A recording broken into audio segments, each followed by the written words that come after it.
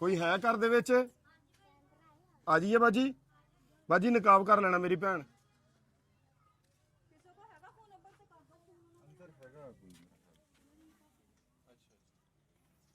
अस्सलाम वालेकुम।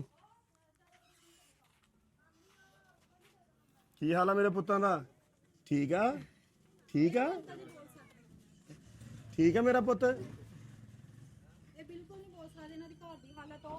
हाँ जी, ये देख रहे हैं कि वो रस्सियां दे नाल बन्निया होया आ ते बहुत बुरी कंडीशन और सिचुएशन दे विच आ।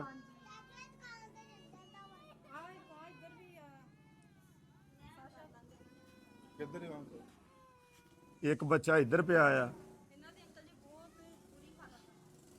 ये बोलदा मेरा पुत्त?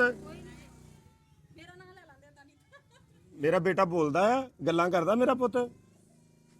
की नाम मेरे बेटे दा है?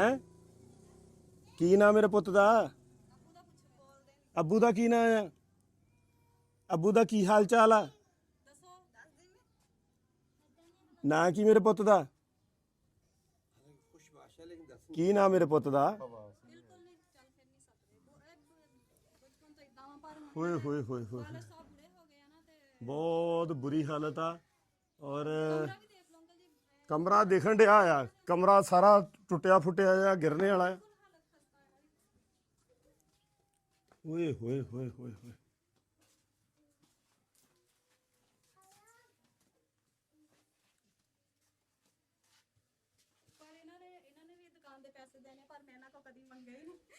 ਇਹਨਾਂ ਨੇ ਧੀ ਰਾਣੀ ਕਿੰਨੇ ਦੇਣੇ ਆ? ਅੱਛਾ, ਪੁੱਤ ਪਰੇ ਨੂੰ ਹੋ ਜਾਓ ਮੇਰੀ ਧੀ ਰਾਣੀ, ਪਰੇ ਨੂੰ ਹੋ ਜਾਓ ਮੇਰਾ ਪੁੱਤ। ਕੈਮਰੇ 'ਚ ਨਹੀਂ ਆਉਣਾ ਮੇਰੀ ਧੀ ਰਾਣੀ। ਮੈਂ ਕਹਿੰਦਾ ਵੀ ਇਸ ਮੁਹੱਲੇ 'ਚ ਸਭ ਤੋਂ ਸਖੀ ਜਿਹੜਾ ਅੱਲਾ ਦਾ ਫਰਿਸ਼ਤਾ ਸਿਫਤ ਬੰਦਾ ਉਹ ਸਾਡੀ ਧੀ ਰਾਣੀ ਹੈ ਕਿ ਜਿਹਨੇ ਚੁੱਕ ਚੁੱਕ ਕੇ ਸਮਾਨ ਦੇਤਾ। ਅੱਲਾ ਨੇ ਤਜਾਰਤ ਕਰਦੀ ਰਹੀ ਕਰਦੀ ਰਹੀ ਕਰਦੀ ਰਹੀ। ਤੁਸੀਂ ਦੇਖੋ ਜੀ, ਕਮ ਕਮ ਲੱਖ ਰੁਪਇਆ ਦੋਨਾਂ ਘਰਾਂ ਦਾ ਜੀ। ਲੱਖ ਰੁਪਈਆ ਤਾਂ 2 ਘਰਾਂ ਦਾ ਹੋ ਗਿਆ। ਦੁਕਾਨ ਵੀ ਨਿੱਕੀ ਜਿਹੀ ਹੈ ਜੀ। ਹਾਂ, ਔਰ ਇੱਥੇ ਇਹ ਵੀ ਚੀਜ਼ ਮੈਂ ਦੱਸਦਾ ਚਲਾਂ ਕਿ ਇਹ ਇੱਥੇ ਹੁਣ ਦੇਖੋ ਨਾ, ਜਿਹੜੇ ਬੱਚੇ ਆਪਣਾ ਨਾਂ ਨਹੀਂ ਬੋਲ ਸਕਦੇ, ਜਿਹੜੇ ਬੱਚੇ ਬੋਲ ਨਹੀਂ ਸਕਦੇ, ਜਿਨ੍ਹਾਂ ਦੀ ਮਾਂ ਕੰਮ ਨਹੀਂ ਕਰ ਸਕਦੀ, ਉਹਦਾ ਇੱਕ ਹੱਥ ਨਹੀਂ ਹੈ।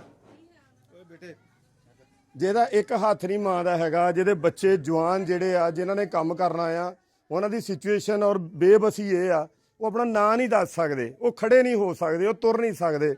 ਇਹ ਮੇਰਾ ਖਿਆਲ ਖੜਦਾ ਆ ਤੇ ਇਹ ਰੱਸੀਆਂ ਦੇ ਨਾਲ ਬੰਨਿਆ ਹੋਇਆ, ਔਰ ਇਹਦੀ ਬਹੁਤ ਬੁਰੀ ਜੀ ਸਿਚੁਏਸ਼ਨ ਆ, ਬਹੁਤ ਬੁਰੀ ਹਾਲਤ ਆ। ਤੇ ਇਹ ਮੇਰਾ ਖਿਆਲ ਚਲਾ ਜਾਂਦਾ ਹੋਣਾ ਬੰਨਿਆ ਇਸ ਲਈ। ਹਾਂਜੀ ਹਾਂਜੀ ਹਾਂਜੀ।